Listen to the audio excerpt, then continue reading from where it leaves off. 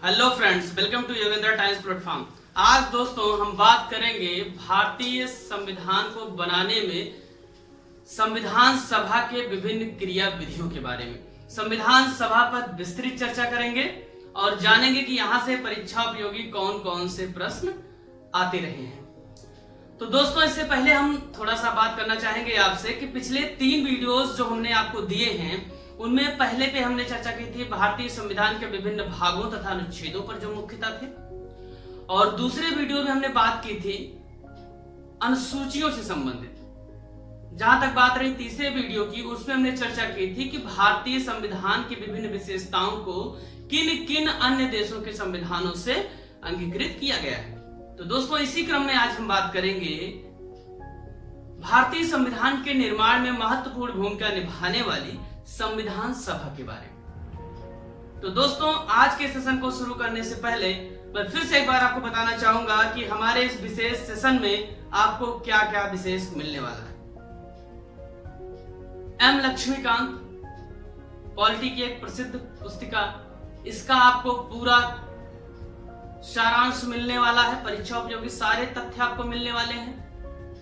दृष्टि IAS polity subject की पूरी विशेषता वाली बातों को यहाँ पे समाहित किया गया है। ध्येय आईएएस के पूरे खंडों को इसमें समाहित किया गया है। साथ ही साथ महत्वपूर्ण पुस्तिका वाणी प्रकाशन, जो कि पॉलिटी के लिए अच्छी बुक मानी जाती है फैक्चुअल के हिसाब से, उसके संदर्भों को भी इसमें समाहित किया गया है। और घटना चक्र एवं किरण पब्लिकेशन जैसे अनसॉल्व्ड पुस्तिकाओं के भी सार को इसमें समाहित किया गया है। इस सेगमेंट को तैयार करते समय विशेष ध्यान दिया गया है कि परीक्षा उपयोगी जो पॉइंट्स हैं जो आज तक के एग्जाम्स में लगातार पूछे जाते रहे हैं उनको हम यहाँ पर मेंशन करें। तो दोस्तों इतनी विशेषताओं से युक्त है आपका ये सेशन, और यह पूर्णतः मुफ्त है सिर्फ आपके लिए। हमारा उद्देश्य एकमात्र क्वालिटेटिव एजुकेशन सबके लिए गुणवत्तापूर्ण शिक्षा के क्षेत्र में सर्वजन हिताय के निहितार्थों को समाहित करते हुए हमने ये सेशन पूर्णतः मुफ्त ऐसे बच्चों के लिए शुरू किया है जो किन्हीं कारणों से महंगी कोचिंगों की फीस नहीं दे पाते, एडमिशन नहीं ले पाते, या बेहतर विकल्प के अभाव में महत्वपूर्ण जीवन की संकल्पनाओं को प्राप्त करने हेतु आवश्यक सरकारी नौकरी की सूची से बाहर हो जाते हैं। तो ऐसे बच्चों की मदद के लिए ही हमारी टीम ने यह सेशन तैयार किया है। तो इसीलिए आपसे एक निवेदन रहेगा हमारा कि इस सेशन को ज्यादा से ज्यादा लोगों तक पहुंचाएं, शेयर करते रहें, लोगों को बताते रहें सेशन के बारे में कि पॉलिटी शुरू से हम यहाँ पे पढ़ा रहे हैं, वो भी पूर्णतः मुफ्त है। अंत में हम क्वेश्चन भी करवाएंगे और विधिवत करवाएंगे। इसको करने के बाद ना ही कोई आपको किताब पढ़ने की जरूरत है, ना ही किसी तरीके का अन्य नोट्स पढ़ने की जरूरत है, सिर्फ आपको एक्सरसाइज पर ध्यान देना है बस। ठीक, तो आइए शुरू करते हैं आज के सेशन को। दोस्तों आज हम बात करेंगे संविधान सभा से संबंधित। संविधान सभा क्या है? जैसे पहली बार जब हम नाम सुनते तो हमें लगता है क्या है भैया संविधान सभा, सीधे आए और हमला कर दिए संविधान सभा पे। तो संविधान सभा क्या है, इसका कार्य क्या था, क्यों ये महत्वपूर्ण है कि हम इसको पढ़ें, सारे बिंदुओं पर हम विस्तृत चर्चा करते हैं। आइए शुरू करते हैं संविधान सभा के बारे में। जैसा कि इसके नाम में ही लगा है सभा, सभा में जहां पे एक से अधिक लोग बैठकर चर्चा पर चर्चा करते हैं। तो चर्चा पर चर्चा भैया किसकी कर रहे हैं? संविधान की कर रहे हैं। अर्थात ये कैसी सभा हो गई? संविधान सभा।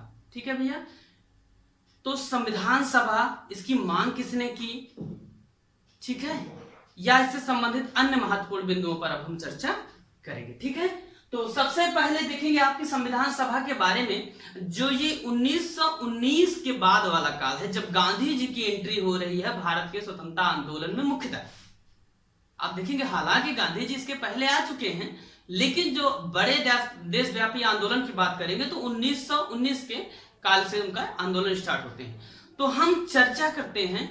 इसी दौरान देखते हैं कि 1934 में 1934 में मानवेंद्र नाथ राय नाम का एक कम्युनिस्ट लीडर भारत के लिए संविधान सभा की मांग कर रहा है। जी हाँ दोस्तों, एम एन राय ने सबसे पहले 1934 में ये कहा कि भारत के लिए एक संविधान सभा होनी चाहिए जिसका कार्य संविधान का निर्माण करना हो। ठीक, ये मामला क्लियर हुआ। तो जैसे आपसे क्वेश्चन पूछा गया है कि भारत के लिए सबसे पहले संविधान सभा की मांग किसने की, तो एम.एन. राय ने की। कब की? 1934 में की। एम.एन. राय का फुल फॉर्म तक पूछा गया है, मानवेंद्र नाथ राय, इसको आप याद रखिएगा। ठीक है भैया, अब आगे चलते हैं। 1934 में ही एक पार्टी है स्वराज पार्टी, जिसको सी.आर. दास ने बनाया था, मुख्यतः इलाहाबाद में। आप देखेंगे इसके बारे में इतिहास के सेशन में पढ़ेंगे विस्तृत रूप से। तो 1934 में स्वराज पार्टी द्वारा भारत के लिए संविधान सभा की मांग की जा रही है। अब भैया संविधान सभा की मांग क्यों कर रहे हैं? क्योंकि आप देखेंगे इस कालखंड में दुनिया के ज्यादातर जो बड़े देश हैं वो आजाद हो रहे हैं, लेकिन भारत में भी कोई नामो निशान नहीं है। इसलिए भारत वाले भी जाने धीरे धीरे करके हम भी क्या हो रहे हैं, आजादी की तरफ बढ़ रहे हैं। तो आजादी की तरफ बढ़ रहे हैं तो उसके लिए माहौल बनाना पड़ेगा। तो 1934 में स्वराज पार्टी ने मांग की। यहां महत्वपूर्ण ये है, अगर आपसे पूछता है सर्वप्रथम भारत के लिए संविधान सभा की मांग किसने की, एम.एन. राय ने की। अगर इसी क्वेश्चन को जरा सा और ट्विस्ट कर दे कि सबसे पहले कौन सी पार्टी थी जिसने संविधान सभा की मांग की, तो स्वराज पार्टी थी। ठीक है, इसका गठन 1923 में हुआ था। विस्तृत चर्चा हम इतिहास में करेंगे। ठीक है, 1935 में भारतीय राष्ट्रीय कांग्रेस द्वारा संविधान सभा की बात को स्वीकारा जा रहा है, मांग की जा रही है कि हम भैया संविधान सभा एक होनी चाहिए जिसके माध्यम से भारत का संविधान बने। ठीक है, 1935 में। ठीक है, याद रखना है क्योंकि सबसे बड़ी इस समय पार्टी है कांग्रेस 1935 के दौरान।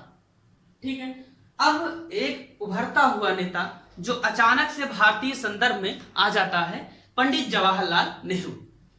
इन्होंने भैया 1938 में ये बात कही कि संविधान सभा हमारे लिए जो बनेगी उसका चुनाव कैसे होगा, वयस्क मताधिकार के आधार पे। वयस्क लोग जो होंगे वो चुनकर भेजेंगे संविधान सभा में शामिल होने वाले लोगों को। क्लियर? ठीक है, तो हमने यहां पे बेसिकली लगभग 20 क्वेश्चन किए। आप देखेंगे इन 5-6 बिंदुओं से हम 20 क्वेश्चन के सॉल्यूशन दे सकते हैं। ठीक है, आप उस क्वेश्चन को बना सकते हैं अलग अलग आधार पे। आपको इसलिए इन फैक्ट्स को एकदम दिमाग में सेट कर ले देना, बस एकदम एज इट इज आपको रख लेना है। ठीक है, अब देखिए इसी दौरान मांग हो रही है, आप देख रहे हैं 34 में, 35 में और 38 में। ठीक है, 3 बड़े बड़े ये चीजें हैं। क्या है? एम.एन. राय कोई छोटे मोटे लीडर नहीं है, बड़े कम्युनिस्ट लीडर है। स्वराज पार्टी इस समय एकदम उफान पर है। इन्होंने कांग्रेस सबसे बड़ी पार्टी भारत के स्वतंत्रता आंदोलन का प्रतिनिधित्व करने वाली। उसके बाद पंडित जवाहरलाल नेहरू जिनके प्रधानमंत्री बनने की संभावना इस समय जोरों पर है। ठीक है भैया, तो इतने लोगों ने मांग किया, तो इतने लोगों की बातों को नकारा भी नहीं जा सकता। इसीलिए 8 अगस्त 1940 को अगस्त प्रस्ताव आया और इसमें अंग्रेजों ने क्या किया, थोड़ा सा चूरन दिया। अंग्रेजों का काम क्या है? चूरन देना। चूरन क्या भैया? ये एक्चुअली जब इन पे ज्यादा दबाव पड़ता था तो धीरे धीरे एक एक चीजों की स्वतंत्रता देते थे कि अब भारतीय क्या बहल जाएंगे, बहला फुसला देते थे। ठीक है, तो इन्होंने बहलाया ये 1940 में। ये पूछता है सब 8 अगस्त 1940 अगस्त प्रस्ताव कब आया? 8 अगस्त 1940 को। इसमें कहा क्या गया भैया? इसमें कहा यह गया कि भारतीयों की जो संविधान सभा होगी उसको चुनने का अधिकार किसको? भारतीयों को है। ठीक है भैया, ज्यादा कुछ नहीं कहा। तो सबसे पहले संविधान सभा की बात अगस्त प्रस्ताव में, परंतु 23 मार्च 1942 को क्रिप्स मिशन भारत आ रहा है। क्या आ रहा है भैया? Cripps mission. सारी डेट्स यहाँ पे पूछी जाती है, इसको याद रखिए। क्रिप्स मिशन भारत आ रहा है। क्रिप्स मिशन में सबसे पहले भारत के लिए निर्वाचित संविधान सभा की बात कही गई। क्या कही गई? निर्वाचित संविधान सभा। इन्होंने कहा कि जो संविधान सभा होगी कैसी होगी? निर्वाचित होगी। ठीक, क्लियर? ठीक है भैया, आगे हम आते हैं कि अब इन लोगों ने मांग तो कर दी, ठीक है, लेकिन रिजल्ट अभी कुछ नहीं मिला। भारतीयों ने मांग की, इन्होंने कुछ कुछ कहा। आप देखिए क्रिप्स मिशन जिस समय आ रहा है भैया, आ रहा है 1942 में। 42 में आप देखेंगे द्वितीय विश्व युद्ध चल रहा है। उसमें बात यह है कि युद्ध के बाद हम इन प्रावधानों को करेंगे, युद्ध के दौरान नहीं। जैसे व्यवस्था चल रही है वैसे चलने देंगे, युद्ध के बाद हम आपको निर्वाचित संविधान सभा देंगे। भारतीय का ये तो यार गड़बड़ है, हमेशा यही इधर उधर करके हमको बहला देते हैं आप। तो भैया क्या किया इन्होंने? इन्होंने कहा कि अब संविधान सभा कैबिनेट मिशन के आधार पर बनेगी। तो कैबिनेट मिशन 1946 में भारत आया, ठीक, 1946 में भारत आया, जिसमें कहा गया कि भारत के लिए एक संविधान सभा बनाई जाए, जिसमें कुल मिला के 389 सीटें दी गई पूरे भारत के लिए। इसमें याद रखिएगा पाकिस्तान इस समय शामिल है, क्योंकि इस समय क्या 1946 अभी भारत आजाद नहीं हुआ है, ठीक है ना। भारतीयों के दबाव के कारण आप देखेंगे जो 1946 का ये टाइम है, ये 40 के बाद द्वितीय विश्व युद्ध जैसे शुरू होता है 39 से, आप देखेंगे इस समय भारत की स्वतंत्रता के लिए चाइना भी सपोर्ट कर रहा है, ब्रिटेन भी दबाव डाल रहा है, रसिया भी दबाव डाल रहा है, अमेरिका भी दबाव डाल रहा है, ऑस्ट्रेलिया भी दबाव डाल रहा है। और इसी समय सत्ता परिवर्तन हो जाता है, लेबर पार्टी की सरकार आ जाती है, ठीक है। तो कैबिनेट मिशन आता है।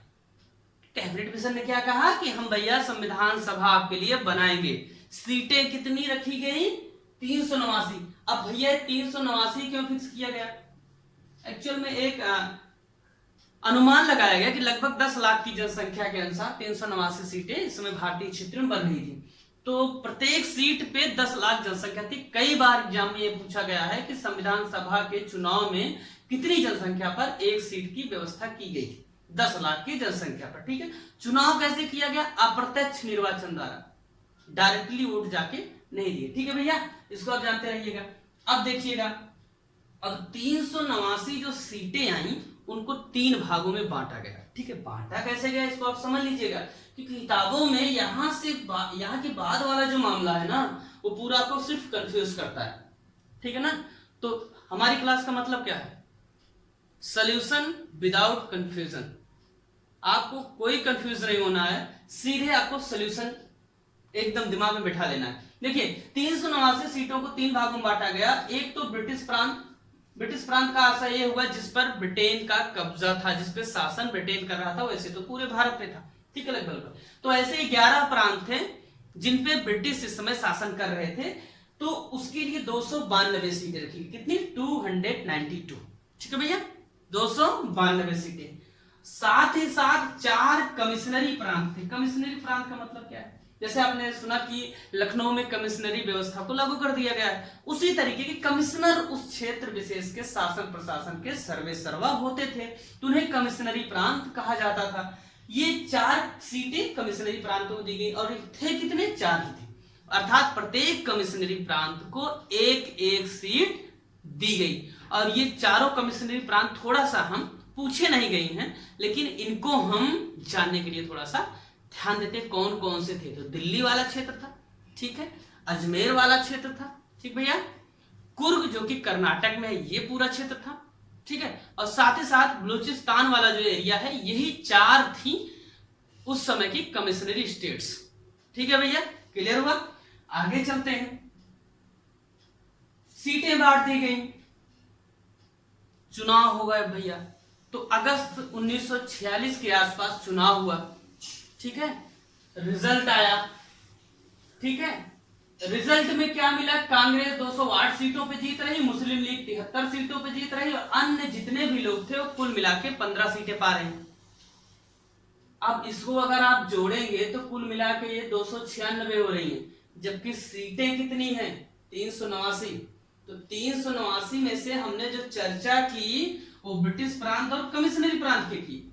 एक हमने चर्चा नहीं की देशी रियासतों की। क्यों नहीं चर्चा की? क्योंकि देशी रियासतों वाली 93 जो सीट्स थी इन पे चुनाव नहीं हुआ। इनका काम क्या था कि वहां के जो राजा थे उनके द्वारा सीधे अपॉइंट किया जाना था, ठीक है भैया। 93 ये सीट थी जिन पे चुनाव नहीं हुआ। आपसे पूछा जाएगा कि चुनाव कितनी सीटों पर हुआ, तो 296 सीट पर ही चुनाव हुए। और क्यों हुए? क्योंकि यहां से मनोनीत किए जाने थे, ठीक है। कितने सदस्य? 93, ठीक है भैया। कुल कैबिनेट मिशन के अनुसार भारत में संविधान सभा की सीटें 389, 389, ठीक, क्लियर हुआ। अब चलते हैं भैया, चुनाव हो गया, कांग्रेस जीती, मुस्लिम लीग जीती, अन्य लोग जीते। आप देखेंगे संविधान सभा का चुनाव जरूर अप्रत्यक्ष रूप से हुआ था, लेकिन इसमें सभी जाति सभी वर्ग के लोग क्या थे? शामिल थे। इसमें सिख भी थे, मुस्लिम भी थे, दलित भी थे, महिलाएं भी थी, सारे लोग शामिल थे। ठीक, तो पहली बैठक बुलाई जाती है, भैया तो चुनाव हो गया है, आइए आगे मामला देखते हैं। 9 दिसंबर 1946, इसको बहुत पूछता है। 3 बैठकें हुई हैं जो बेहद महत्वपूर्ण है, आपको याद रखना है। 9 दिसंबर 1946 को पहली बैठक बुलाई जा रही है संविधान सभा की। अब आप जानते होंगे जब सबसे पहली बार कोई बैठक बुलाई जाती है तो एक व्यक्ति को खड़ा किया जाता है अध्यक्षता के लिए। तो अध्यक्षता के लिए नॉर्मली होता क्या, हम एक दूसरे की तरफ देखते हैं कौन भैया शुरू करे कहानी, ठीक है ना। तो किया क्या जाता है, कभी भी जो सबसे बुजुर्ग व्यक्ति होता है उसी को अध्यक्ष बना दिया जाता है। तो इस समय जो सबसे बुजुर्ग व्यक्ति थे उस संविधान सभा में वो थे सच्चिदानंद सिन्हा जी, ठीक है, सच्चिदानंद सिन्हा। इन्हें पहली जो संविधान सभा की बैठक 9 दिसंबर 1946 को हुई उसमें अस्थायी अध्यक्ष बनाया गया। काम चलाऊ अध्यक्ष की कुछ दिनों के लिए आप रहेंगे, आपके बाद एक अस्थायी अध्यक्ष की व्यवस्था की जाएगी। ऐसी टेक्नोलॉजी भारत वालों ने कहां से सीखी, फ्रांस से सीखी, ठीक है ना। क्योंकि मैंने पहले ही क्लास में आपको बताया था और पिछले भी लेक्चर मैंने बताया था कि भारतीयों ने क्या किया, इनको प्रशासन का अनुभव ताजा वाला नहीं है, पहले जरूर किया था हजारों साल पहले, परंतु आप देखेंगे लगभग 200 से ज्यादा सालों तक तो सिर्फ अंग्रेजों के गुलाम रहे हैं, तो इनके पास प्रशासनिक क्षमताएं न के बराबर थी। तो इन्होंने कहां से सीखा, फ्रांस से। किस तरीके की वहां व्यवस्था थी, इन्होंने कहा हम भी इस तरीके की व्यवस्था रखेंगे, क्या करेंगे, अस्थायी अध्यक्ष। सच्चिदानंद सिन्हा क्या बना दिया गया, अस्थायी अध्यक्ष, और एस.सी. मुखर्जी को क्या बना दिया गया, उपाध्यक्ष। ठीक है, इतना क्लियर हुआ, पहले काम हुआ। अब दूसरी बैठक बुलाएगी 9 दिसंबर 1946 को।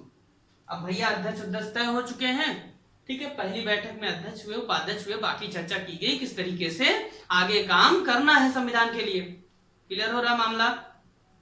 11 दिसंबर 1946 को जब बैठक बुलाई जाती है तो डॉक्टर राजेंद्र प्रसाद को अस्थायी अध्यक्ष चुन लिया जाता है। ये सारी लाइन क्या है, सारे फैक्ट्स आपके एग्जाम्स में लगातार पूछे गए हैं, ठीक है। तो 9 दिसंबर को अस्थायी अध्यक्ष चुने गए, 11 दिसंबर 1946 को डॉक्टर राजेंद्र प्रसाद अस्थायी अध्यक्ष चुने गए। देखिएगा कई बार ऑप्शन में होता क्या है कि ऑप्शन में आप 1946 है, 1947 है, क्या है, इसमें आप कंफ्यूज हो जाते हैं। इसको याद रखिएगा, जिस समय संविधान सभा का पूरा प्रोफार्मा तैयार हो रहा है, भारत आजाद नहीं है, ऑटोमेटिक आपका 46 क्लियर हो जाएगा। ठीक है भैया, ये मामला हो गया। एक चीज और याद रखिएगा कि संविधान सभा में 2 उपाध्यक्ष थे। कौन कौन, एक तो एच.सी. मुखर्जी और दूसरे थे बी.टी. कृष्णाचारी, ठीक है।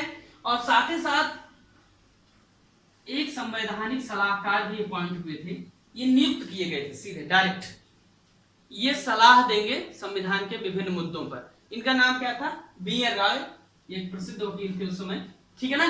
बी.एन. राव को संवैधानिक सलाहकार नियुक्त किया गया। रेगुलरली ये सब ऐसे हैं कि इस सेक्टर में अगर गया एग्जामिनर तो यहीं से क्वेश्चन उठाएगा, इससे ज्यादा न कभी पूछा गया है न कभी पूछा जाएगा, इससे ज्यादा कुछ परीक्षा के लिहाज से जरूरी है, ठीक है ना। इसलिए एक एक पॉइंट को आप बहुत ध्यान से देखें, ठीक है भैया। अब दूसरी बैठक हो गई, अध्यक्ष उपाध्यक्ष सब बन गए, 2 उपाध्यक्ष थे, इस बात को आप याद रखिएगा, ठीक है। आपको याद दिलाते चले कि आप लक्ष्मीकांत, दृष्टि आईएएस, ध्येय आईएएस और वाणी प्रकाशन के साथ साथ घटना चक्र और किरण पब्लिकेशन के अनसॉल्व्ड क्वेश्चन को भी आप पढ़ रहे हैं। साथ ही साथ विगत परीक्षाओं में जो क्वेश्चन पूछे गए हैं उनके आप डिस्क्रिप्शन को भी देख रहे हैं, इसलिए बहुत ध्यान से देखें, ठीक है भैया।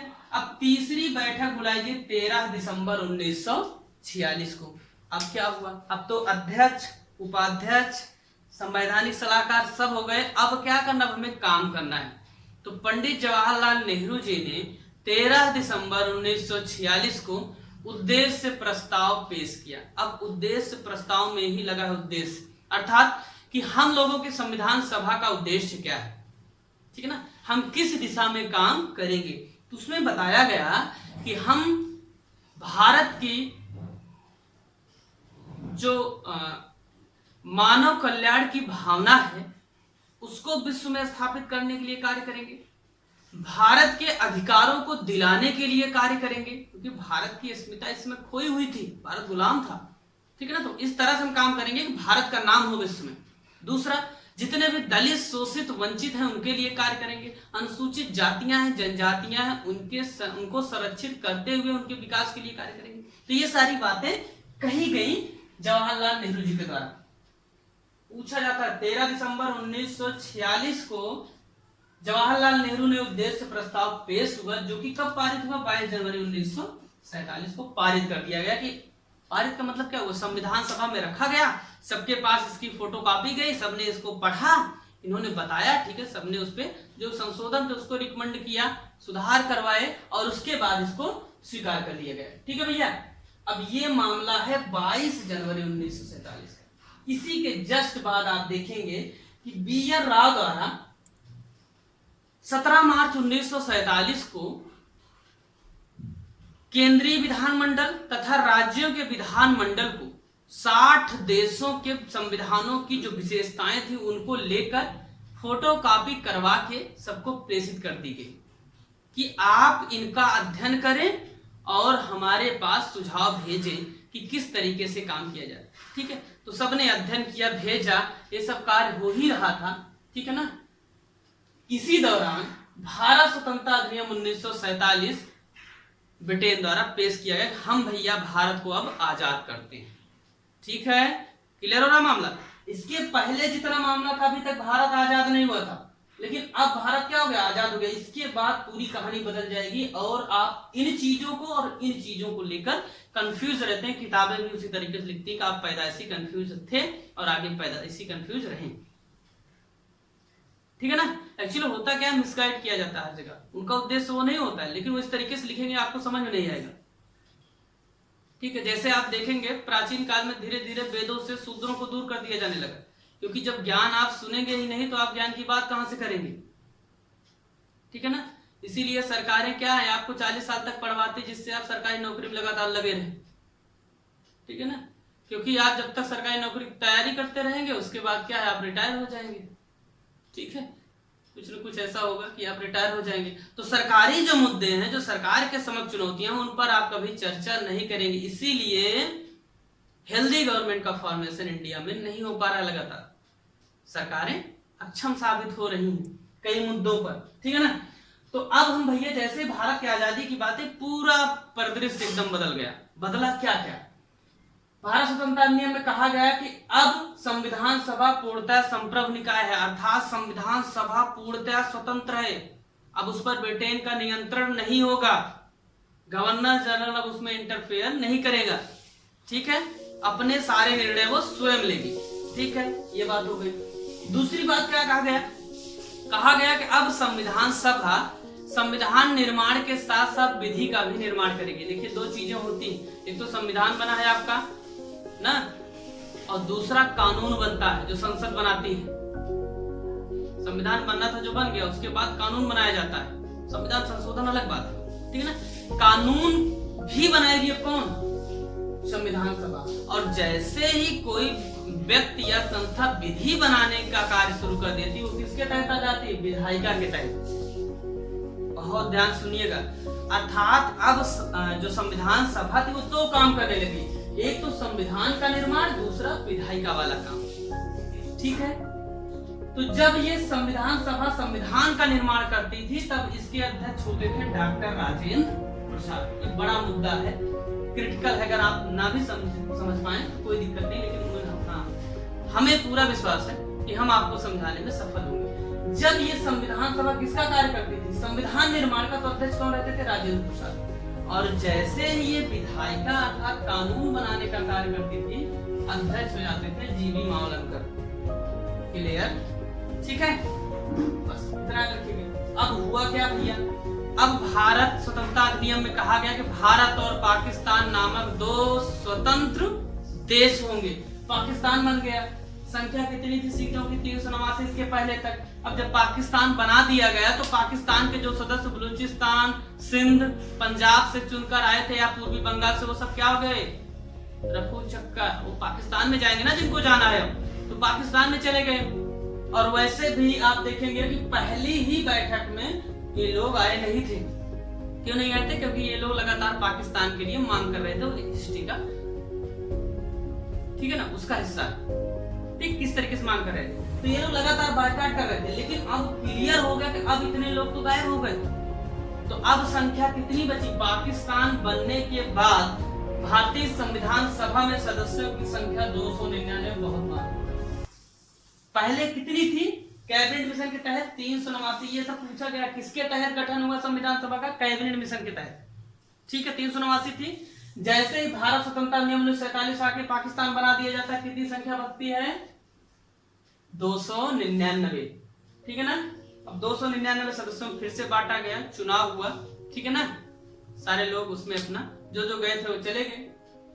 अब हुआ क्या, इस तरीके से संविधान निर्माण की एक लंबी प्रक्रिया चली और 2 वर्ष 11 माह 18 दिन में संविधान हमारा बनकर तैयार हुआ। आप देखेंगे हम 46 से इंक्लूड नहीं कर रहे हैं, 1946 से हम इंक्लूड नहीं कर रहे हैं यहाँ पे।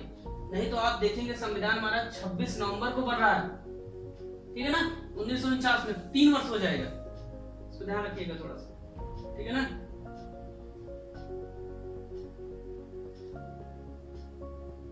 तो इसको आप थोड़ा सा दिमाग में रखिएगा कि संविधान निर्माण की यह प्रक्रिया कैबिनेट मिशन से शुरू होकर भारत स्वतंत्रता अधिनियम 1947 के तहत हुए सुधारों के बाद कुल मिलाकर लगभग 2 वर्ष 11 माह 18 दिन का समय लगा। इसमें 114 सत्र में बैठकें हुई। ये आपसे पूछेगा नहीं कभी।